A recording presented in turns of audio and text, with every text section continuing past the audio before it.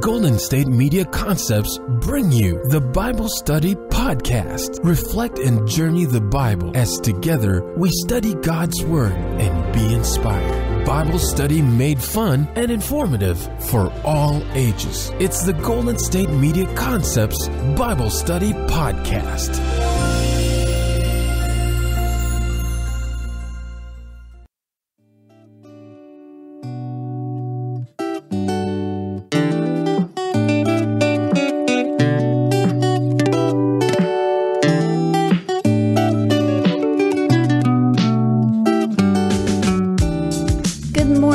Welcome to the Golden State Media Concepts Bible Study Podcast. I am your host, Sarah, and today is Monday, May 22nd, 2017. So we are on the second of our four-part episode looking at the lectionary texts assigned for the sixth Sunday of Easter, May 21st, 2017. So I hope that you had a great weekend and that you're ready for another week. Hopefully your Mondays aren't too crazy or your work week isn't too dreaded. I worked most of the weekend, so my Monday is just kind of another day, which is fine. It's been very, very warm here. It was in the mid-90s yesterday. It's supposed to be in the mid-90s again today, but then down to the mid-70s by Friday, I think. So that's not bad. Can't complain too much about that. Well, no, you know what? I'm going to complain about the 90s, but I'm happy that it's going down again by the weekend. So as I often ask you, as I always ask you during these episodes in the season of Easter, where have you seen resurrection? Either today or recently, have you seen signs of new life? Have you seen things that give you hope? Where have you seen resurrection? And yesterday, in addition to working from home during the day, my husband was really sick, and he's okay now, but there was a couple points yesterday where we both thought we might have to make a trip to the urgent care and just see what was going on with him. And that doesn't really seem like it should be a sign of resurrection or new life or hope, etc. But what gave me hope was that we both have really wonderful sets of parents, and I am so grateful for them. I chatted with my parents, I think 3 times yesterday. I spoke with his parents also 3 times yesterday. So it was really great to have that support. They are in Montana and Ohio, so neither of them are close, but they are close emotionally, and I'm blessed in my own parents, and I am equally blessed in my in-laws. I really got lucky in the in-law department.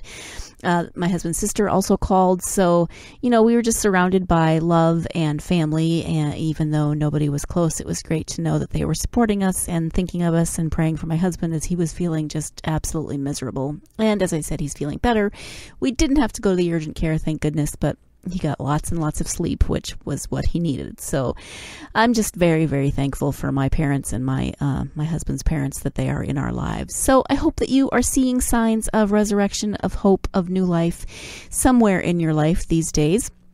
We're going to go ahead and get started with our assigned text for today, and that assigned text is from Psalm 66, verses 8 through 20, and those verses are as follows. Bless our God, O peoples. Let the sound of his praise be heard, who has kept us among the living and has not let our feet slip. For you, O God, have tested us. You have tried us as silver is tried.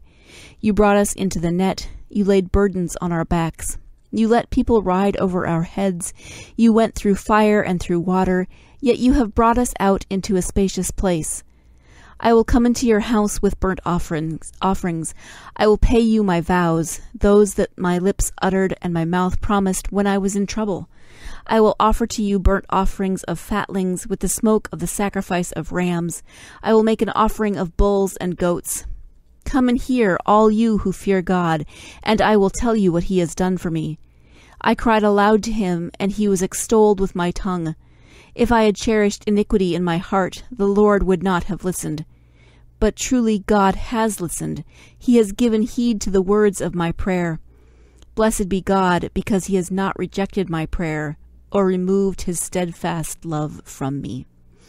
So again, those are the verses assigned for today, for this week, the Psalm verses assigned for the sixth Sunday of Easter. Psalm 66, verses 8 through 20. And what did you hear in those? Was there anything that jumped out at you? Anything that seemed confusing? Anything that made you pause and say, well, that didn't make any sense? What strikes me is that it starts with, bless our God, O peoples. You find this a lot in the Psalms, and it strikes me each time, and it strikes me as lovely because, so often we want God to bless us. And yet in the Psalms, there's more than one occasion where the psalmist or the people are specifically blessing God instead. Have you ever really thought about that, blessing God instead of asking for God's blessings? We probably would think, well, God is God. God doesn't need our measly human blessings. And that is true, of course. But we also forget, I think, that it's a reciprocal relationship. It's not just one-sided where we go to God and ask God for all of these things. We ask God for blessings, we ask God for health, we ask God for, discernment, etc., etc. God is in relationship with us, and I know I say that a lot, but it's true. God is with us in every aspect of our life. God is with us in the highs and the lows, and so we should want to bless the Lord, even though as humans we maybe don't have the ability to bless God, because really God doesn't need our blessings, but God does need our relationship. God does need our reciprocal love in that relationship because God created us and God wants to be in that relationship. So that's the first thing that struck me from these verses, and that is, bless our God, O peoples. Let the sound of his praise be heard. And the reason that they are blessing God, the reason that their praise needs to be heard is that God has kept us among the living. God has not let our feet slip. They have clearly gone through something. The psalmist and the people around him or her have gone through something. Obviously, this is a psalm praising what God has done in their lives. And as always, when we read only a part of a psalm, if it's not too long, and in this case, verse 20 was the last verse, I do want to go back and pick up those verses that we didn't read, and that's verses 1 through 7, which are as follows. Make a joyful noise to God, all the earth. Sing the glory of his name. Give to him glorious praise. Say to God, how awesome are your deeds. Because of your great power, your enemies cringe before you. All the earth worships you. They sing praises to you. Sing praises to your name. Come and see what God has done. He is awesome in his deeds among mortals. He turned the sea into dry land. They passed through the river on foot. There we rejoiced in him, who rules by his might forever, whose eyes keep watch on the nations. Let the rebellious not exalt themselves. And so that's verses 1 through 8, and then that goes into Bless our God, O peoples, verse 8, which is where we picked up today with the assigned reading. And, make a joyful noise to God, all the earth. That might be a very familiar passage or very familiar verse to you. There's a song, make a joyful noise to God, all the earth. And so make this joyful noise, sing the glory of God's name, give God glorious praise. Say to God, how awesome are your deeds. All the earth worships you. They sing praise to you. They sing praises to your name. And why? Well, in verse 5, we get the why. Come and see what God has done. And then it goes back into the Exodus story. It goes into God's saving powers, saving events throughout history. It says God turned the sea into dry land and they passed through the river on foot. So this is one of those acts of salvation that we were talking about, especially on the Saturday before Easter, during the Easter Vigil, when we looked at a lot of the Old Testament texts that talk about God's saving acts throughout history. The Exodus was certainly one of them, and the scene at the river where Moses they're not sure, not the river, sorry, where they come to the Red Sea, and they're not sure, the people are like, why would God have brought us out here just to be trapped by the sea? And, they're being pursued, they are terrified, and yet Moses, with God's power, parts the waters, parts the Red Sea, and they are able to walk through on the dry land. That, if nothing else, is definitely a saving act, right? That you can understand why they would sing praises to God's name for such an incredible act of salvation in their collective history. So we are going to talk more about these verses from Psalm 66, but it is that time for our very first break of the podcast. Stay tuned, and I will be right back. Do you want to be healthier, yet you just don't know what to do? All these shows telling you this and that, but nothing seems to work. Well, listen close. Golden State Media Concepts has got something great for you. The Health and Wellness Podcast dedicated to workout training, healthy eating habits, diet, and everything about healthy living. Join us in our banters as we help you not just live life to the fullest, but live it to the healthiest.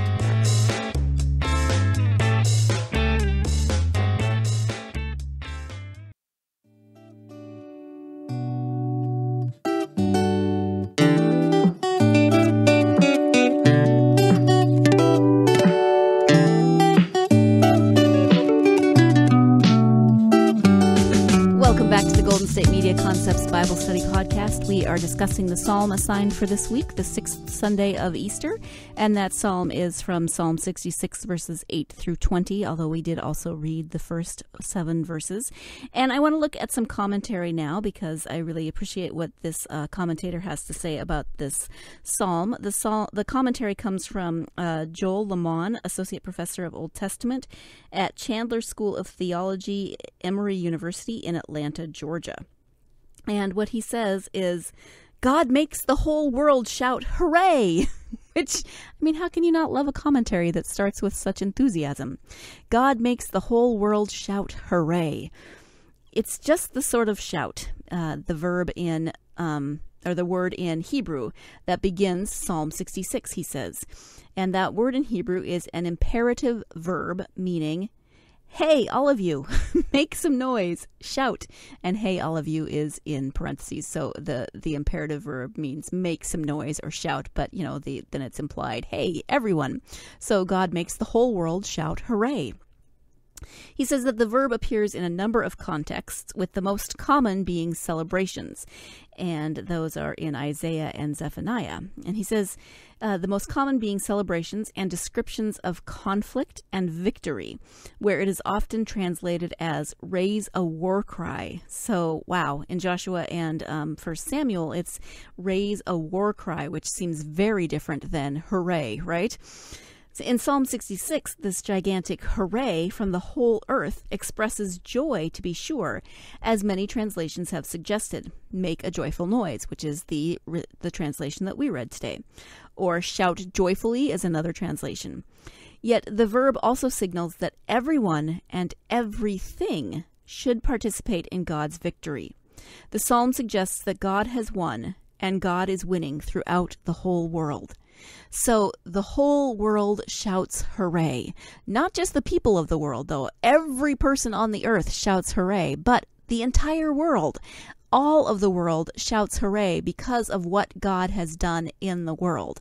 That is pretty amazing, I think, if you take the time to really think about the entire world.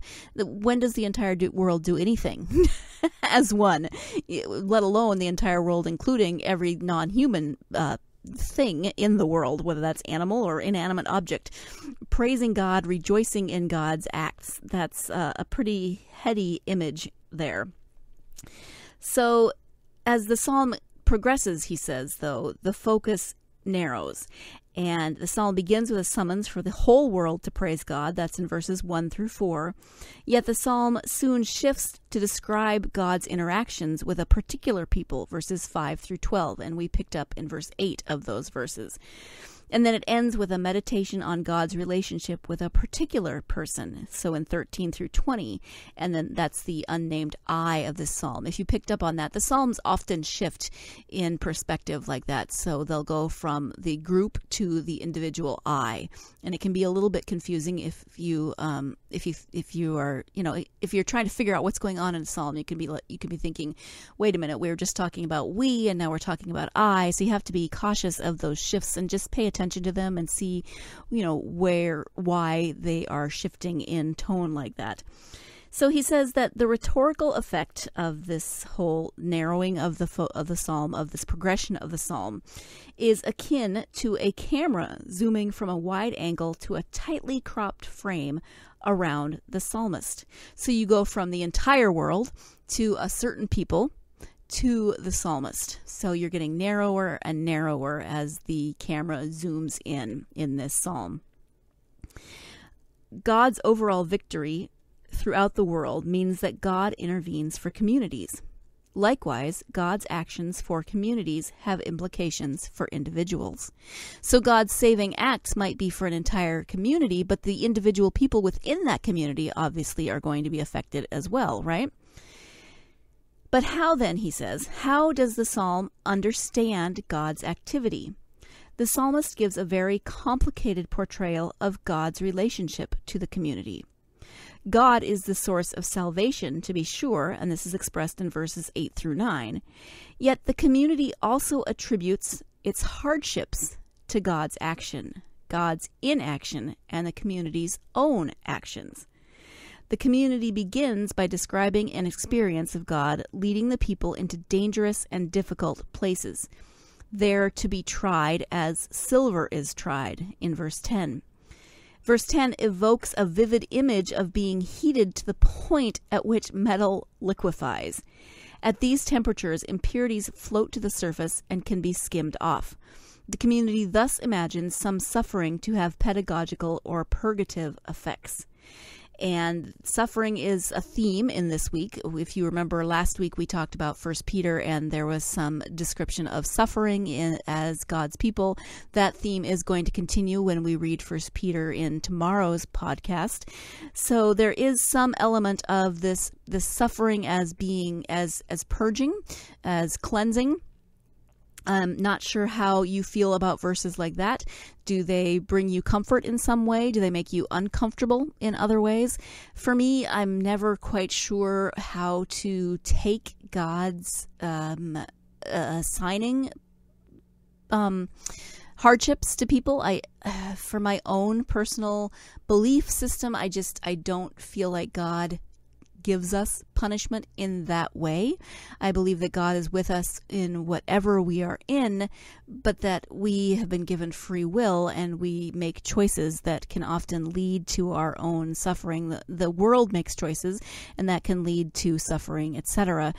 So I struggle sometimes with this because I know that there are other ways of looking at it, and I struggle to wrap my mind around when God is the cause of suffering. And this is a conversation that I've had with a lot of people trying to figure out how I interpret this kind of passage. And you know, all of you may come from a different tradition than I do, and all traditions look at things differently. You know, every family looks at things differently, so everyone has a different perspective on things like this. You may look at this passage and take great comfort in it. I am not here to tell you how to think. I am not here to say I am right and you are wrong. I am here to walk through the scriptures with you and to sometimes walk through my doubt and my questions and my confusion with you. That's just the way I feel. I don't feel like it's my job. Well, I don't feel like I am here to say, you know, this is how it is. And, you know, if you don't agree with me, then you're wrong. It's just me putting my thoughts out there into the universe. You can agree or disagree. So, God as suffering. So there is a purgative effect in this psalm. So continuing with the commentary, other forms of suffering seem to be less clearly motivated by some positive outcome. It is hard to imagine the justification for God actively ensnaring the community or laying burdens on their backs. It is also difficult to understand why God would allow the suffering to befall the community in the form of oppression. You let people ride over our heads, is what it says in verse 12a. It seems that the community suffers sometimes from God's inactivity. So you have to, I think we need to look at this as people trying to understand their surroundings, right? They're trying to understand what is going on here. Is this God's doing? We are being oppressed. We are being, whatever it is that they are experiencing in their difficulties, they are trying to figure out, is this how God works in the world? So you can look at this as, the psalmist or as well as the communities kind of walking through those same questions that I had a few minutes ago. We are being oppressed. These people are, they're not treating us well. We are being oppressed by them. Is this because God is letting this happen? Or is this because choices are made in the world and things happen, and yet God is with us in these, and we look to God for deliverance? It's a very complicated question. It's a paradox. And, Lutherans love a paradox. I am Lutheran and we love a paradox. We live in the gray. So we are okay with uncertainty, I think. We are going to finish off talking about this psalm, but it is time for our second break. So stay tuned and I will be right back. Tired of searching the vast jungle of podcasts? Now listen close and hear this out. There's a podcast network that covers just about everything that you've been searching. Hey! The Golden State Media Concepts Podcast Network is here. Nothing less than a podcast bliss with endless hours of podcast coverage. From news, sports, music, fashion, cooking, entertainment, fantasy, football, and so much more. So stop lurking around and go straight out to the Golden State Media Concepts Podcast Network. Guaranteed to fill that podcast itch. Whatever it may be. Visit us at www.gsmcpodcast.com. Follow us on Facebook and Twitter, and download us on iTunes, SoundCloud, and Google Play.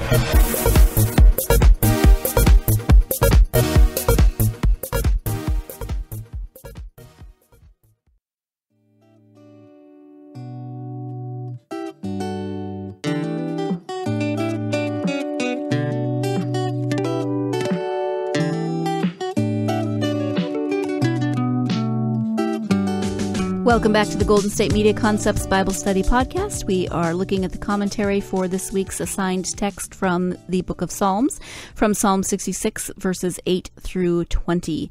And we are in the section talking about suffering. So there is still, according to our commentator, one other form of suffering described, where the primary agents seem to be the people themselves. It is the community itself that goes through the water, verse 12b.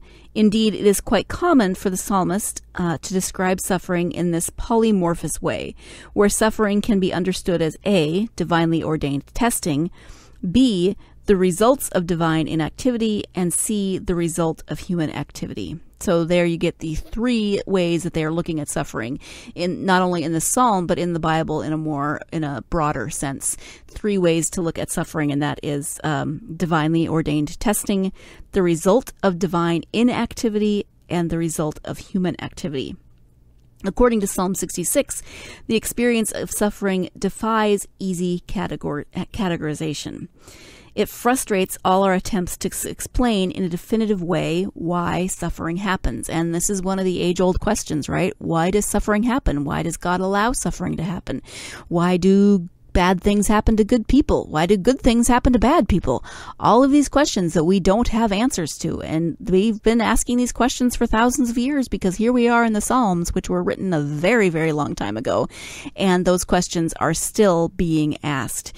So don't feel bad if you have questions. Don't feel bad if you are doubting or, wondering about things in your own faith life.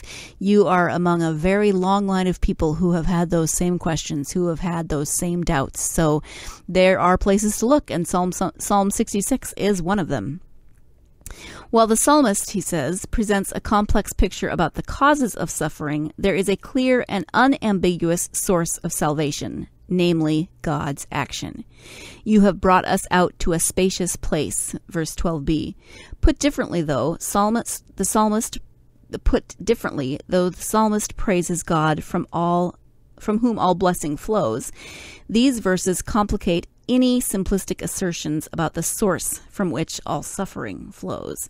So it's very easy as to where the source of our salvation is from, right? That if you need something very concrete from this psalm, we celebrate. The entire earth shouts hooray, because we know exactly where our salvation comes from, regardless of where our suffering comes from. So on the heels of celebrating God's actions for the community, which is verses 8 through 12, the psalmist suggests the appropriate individual activities in light of God's victory. This is in 13 through 20. It turns out that the shouting hooray for God is only part of the human response to God's victorious power. The reality of God's power means that human life is oriented toward obedience and worship. The psalmist brings to God that which is costly and precious, sacrifices and offerings. This sort of language is difficult for modern Christians to understand. And, you don't understand what he's saying because we don't bring sacrifices to God anymore. Bringing a sacrifice isn't part of our modern day sense of worship. We may bring offerings, we may bring tithes, we may do service, but, it's not the same kind of sacrifice that is common in the Old Testament. So this may sound a little weird to our modern sensibilities, but at its heart, he says, this sacrificial system shows that God's activity makes the psalmist think differently about what matters, about what holds value. Items of great value, like livestock in the ancient agrarian culture, takes on a new value when they are dedicated as a sacrifice in God's service. Indeed, the psalmist's life itself takes on a new value. Like the sacrifice that attests to God's power in the world, the psalmist's words and actions provide a testimony. Evidence for God's power emerges from the words of the psalmist. The cries of praise and the cries of petition all bear witness to God's power. So even though we don't bring our own, we don't bring sacrifices as described here in the psalm, how do our lives reflect what God has done in them? How do we show that? The psalmist is talking about specific actions that can be taken, not just praising God, not just singing a joyful song about God or to God, not just shouting hooray for God's victorious actions. There are then actions that go along with those words. So, talking the talk, walking the walk. How does your life reflect what God has done for you? How does your life reflect God's victorious actions in your life, God's saving actions in your life? And actually, this is a question that I'm going to be pondering myself. How does my life reflect what God has done for me? Am I living in such a way that it is a reflection of my relationship with God? If you were to look at me, would you say, wow, I can see that. I can see that her relationship with God affects her whole life. And I'm not sure that I know the answer to that right now. I would say, I hope so. But from the outside looking in, would somebody else say that? Would somebody else agree that I do reflect my relationship with God, that I am, what is the verse? They will know we are Christians by our love. Can people tell your faith just from your actions? And, that's a complicated question. So something to ponder over the next few days. He does conclude, can we shout hooray, is his final question. He says, many of us find it difficult to see God's victory on clear display in our messy, violent world, and in the chaos that often threatens to overwhelm our communities and our personal lives. Into these places of suffering and sin, Psalm 66 calls us nevertheless to recognize God's victory. The psalm affirms that suffering eschews any easy explanation, even as it insists on shouting about God's final triumph. The triumph demands that we orient our lives around the reality of God's victory.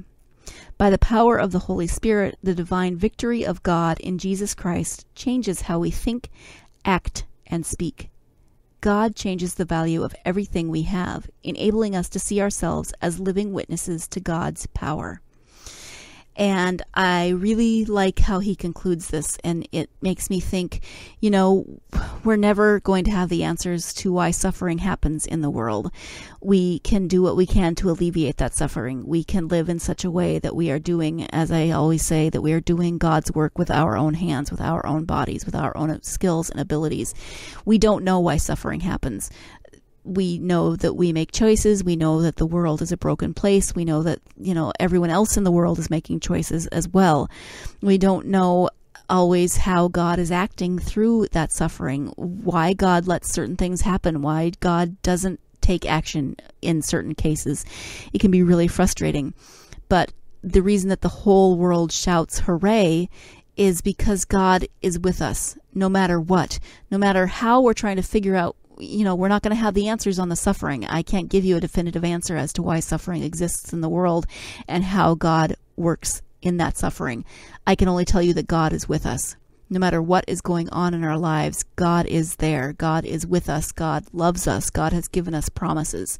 And that is where I leave it for my own life. Doesn't mean I'm not going to still keep asking those questions. Doesn't mean that I'm not still going to ask, turn to God in frustration sometimes and say, why is this happening? Why are you letting this happen? What is going on? But in the end, I can only conclude that God is there with me in that suffering, whatever it might be. So that is all the time that we have for today's podcast. I hope you have a lovely Monday. I hope you will join me tomorrow when we continue our reading through the book of 1 Peter. 1 Peter chapter 3 is where we'll be tomorrow. And as always, you can find all of our podcasts at www.gsmcpodcast.com. You can download the podcasts on iTunes, SoundCloud, Stitcher, any app you use for your mobile devices. You're probably tired of hearing me say it, and you're probably tired of hearing me talk about social media, but come on, come talk to me on social media. I would love to hear from you. Facebook, Twitter, Instagram, Tumblr, GSMC Bible Study. You can find me. I hope you have a great day. I will see you again. You know what I mean. I'll see you again tomorrow for Tuesdays, the third of the 4 parts of this episode. But in the meantime, as always, please remember that you are a beautiful and beloved child of God. Thank you. You've been listening to the Golden State Media Concepts Bible Study Podcast, part of the Golden State Media Concepts Podcast Network. You can find this show and others like it at www.gsmcpodcast.com. Download our podcast on iTunes, Stitcher, SoundCloud, and Google Play. Just type in GSMC to find all the shows from the Golden State Media Concepts Podcast Network, from movies to music, from sports to entertainment, and even weird news. You can also follow us on Twitter and on Facebook. Thank you, and we hope you have enjoyed today's program.